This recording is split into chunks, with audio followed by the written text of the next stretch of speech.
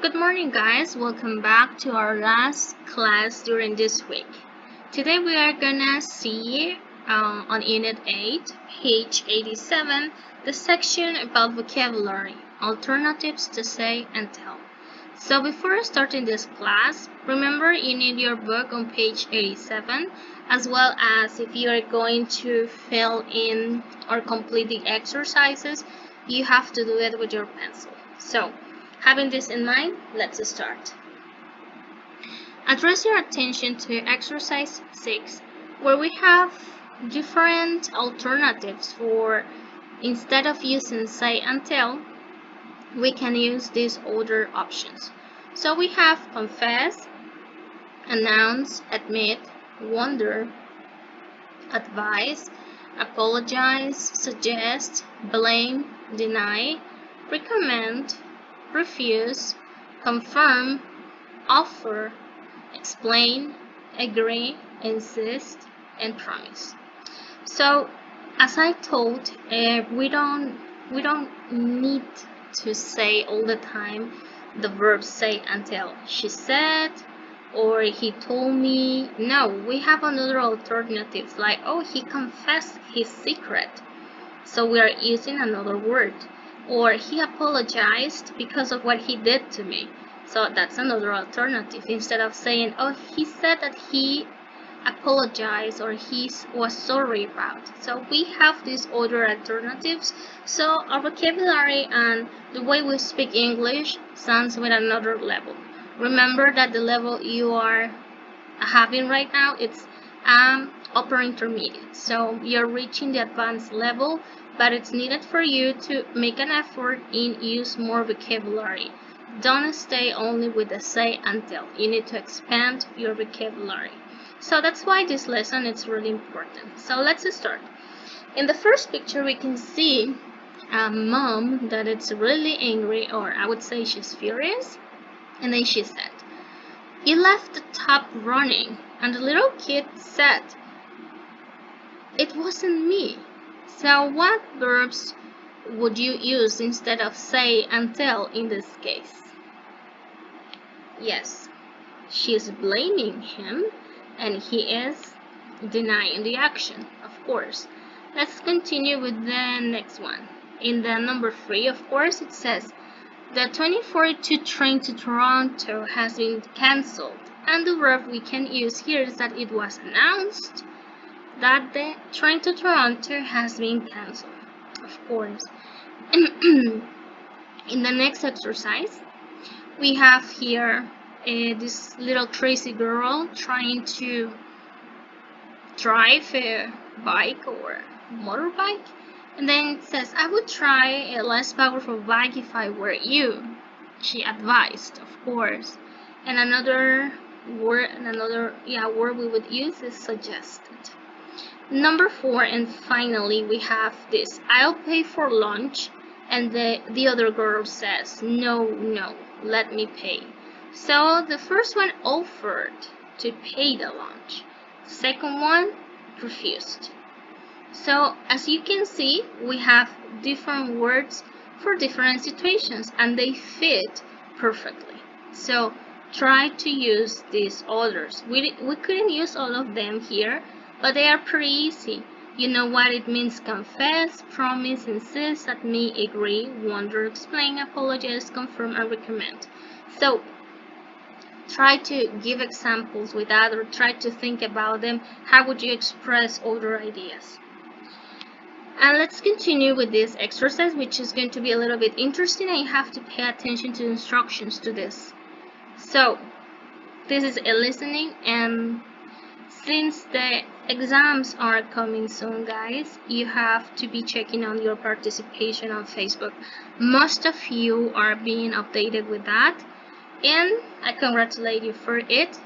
In this case, for the ones who are not really updated with the homework, participation can be a little bit helping you, I would say. It's an extra help for you, but it's not gonna save you if you don't have all the homework. So for that reason, you have to listen. Each conversation contains, and this conversation contains a wrong verb. identify them. Then suggest the correct verbs. What you're going to do here is to post your answers on Facebook. There's only one verb or one word per example that you have to substitute with the right one. So you're gonna put first the mistake and then the right verb to use. So you're gonna do this for each conversation you hear. So let's listen this, please, and pay attention. 1. Ow! Lucy, did you just hit your brother? No. Yes, you did. I saw you. I think you should propose to him right now. I'm not saying sorry. He deserved it. 2. Simon, come down here now. What is it? Look at this ice cream all over the table. When you drop something, will you clean it up, please? It wasn't me. You always refuse me for everything in this house. Actually, it was Lucy and her friend. They're in Lucy's room right now eating ice cream, if you don't believe me. Oh, really? Sorry, Simon. 3. So, did you find out which of the kids finished off your nice birthday chocolate? Not yet. I've asked them both and they both advise it. Lucy says it was Simon. Simon says it was Lucy's boyfriend. 4. How about renting a DVD tonight? I feel like watching a film. Okay, great. Have you got any money? No. I asked Dad, but he admitted to give me any. He still thinks I ate Mum's chocolate. Well, I've got no money either. So no DVD then, I guess. Okay, the conversations are over and I'll be waiting for your answers. So do your best. Thank you. Let's go forward to this little exercise. It's pretty easy. We're using the alternatives for say and tell. And says, write the second sentence so that it means the same as the first. Use a verb from the box. Do not use any contracted form. So let's see the first example. Will he come and see us? She thought to herself. And then she wondered if he would come and see them. So in this case, you are reporting this action, right?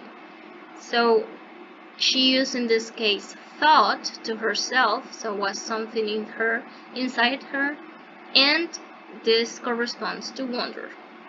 Number 2, I was the one who broke the vase, he said, ashamed. And the answer is he admitted that he was the one who had broken the vase. Number 3, if I were you, I'd get someone to help you revise. She advised me to get someone to help me revise. Number 4, you should try the new Greek restaurant. It's great. He recommended that we try the new Greek restaurant. Number 5 and final, why don't we find out more by Googling it? She asked. And then the answer is, she suggested that we should find out more by Googling it. Okay, this is a pretty easy exercise, and let's go forward for this section, verb zone. And in this case, we're gonna be checking on some phrasal verbs which are very common in English. We have catch up with, come up with, get away with, live up to, and stand in for. And we're gonna discover what the meaning is of each one. We have this meaning, and let's see for the first one. Get away with. The meaning of this is not be punished or discovered when you've done something wrong. In the case of come up with, it's think of an idea.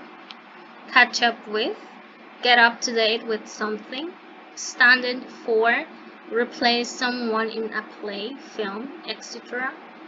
And live up to, achieve expectations that someone has for you. Okay, keep in mind this because this section will come in your exam. So please study what are the meanings of each one of the phrasal verbs. And finally, we have a little exercise where you have to use the phrasal verbs appropriately. So let's see number 1. You have to feel sorry for comedy scriptwriters having to come up with dozens of funny ideas every week. Number 2. His parents wanted him to be successful, but he was never able to live up to their expectations. This is very common. Live up to. Remember that it's to reach or meet the expectations of someone else. Number 3. I like reading film websites to catch up with all the Hollywood gossip. 4. He works as a stuntman. He has to stand in for the star. This is to replace in a film or a play of someone. 5. In the movie, my character commits a dreadful crime and nearly gets away with it. Okay, so after completing this exercise, we get to an end of this lesson. This was a very short lesson, and remember that the only task you have to do is in the number 7, where you have to listen to conversations and to post the answers. Post what it's requested. And of course, you have also to send your evidence through email. I really hope that you have a beautiful day and that you continue safe at home. And let's see together in another lesson. Take care. Bye.